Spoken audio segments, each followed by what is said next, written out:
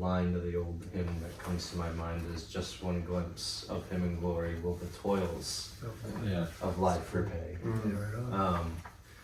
I think for me, there was a lot of it. I think you mentioned it with the sun rising.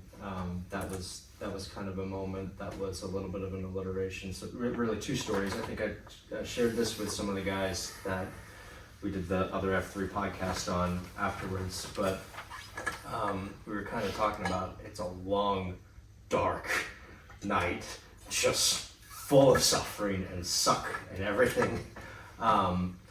And I came across a devotion that was shared with me when his sister passed away over 10 years ago.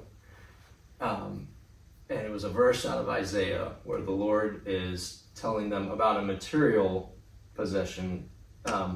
I will give you the treasures of darkness. And at the end of the devotion, the guy basically kind of says something to this effect. I'm going to butcher it and they'll know because they just read it. But none of us in our natural state, and it's a lot of what F3 says, right? Nobody likes to get up at an ungodly hour of the morning, go out in the cold weather and do hard things, right? But we know that forges us, that makes us better. And what the devotion was saying is, if we had the choice, we would choose the sunshine and the hilltops. But what I've learned most in life has come from the darkness of the valleys that I've gone through. And while I might prefer the sunshine of light, what one learns in the darkness, one possesses forever. And I think that is so true of that whole experience from a faith perspective and from even a fellowship perspective. We've built trust with each other, dependence on the Lord from a once-in-a-lifetime experience. Well, it may not be once, but from a really unique lifetime experience for a lot of us that no one else knows but us, right?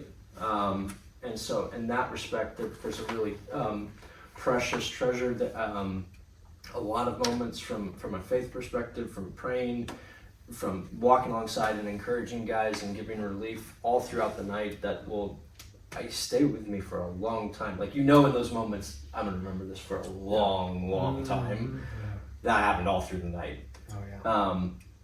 But to use the dawn point and kind of how it relates to faith, it was a long night, right? And it's exhausting going through this world and doing it well, which is what we all kind of want to do.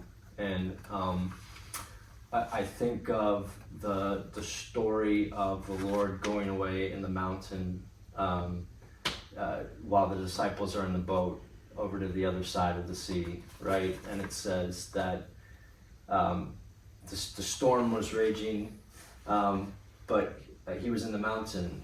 And it says that his eye was upon them, and he saw them toiling and rowing. And it says in the fourth watch of the night, he went to them. And how encouraging is that for us, not just to see the sunrise, but to remember kind of that phrase that we've been talking about internally, right? No one's coming. Not that we're not getting relief, but I know that one with a capital O is coming.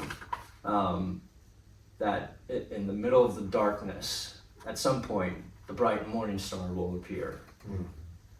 And it'll all be worth it. Be steadfast, unmovable, always abounding in the work of the Lord, for you know that your labor is not in vain in the Lord, right? And man, there are so many moments like that. You mentioned it the next morning, Monday morning, when we're all tired and sore than I think any of us can ever remember, right? I don't know that we're ever going to look at a sunrise or a foggy morning the same way again. I mean, every time. So it's really cool right now that we're working out and the actual sun's coming out. That's awesome.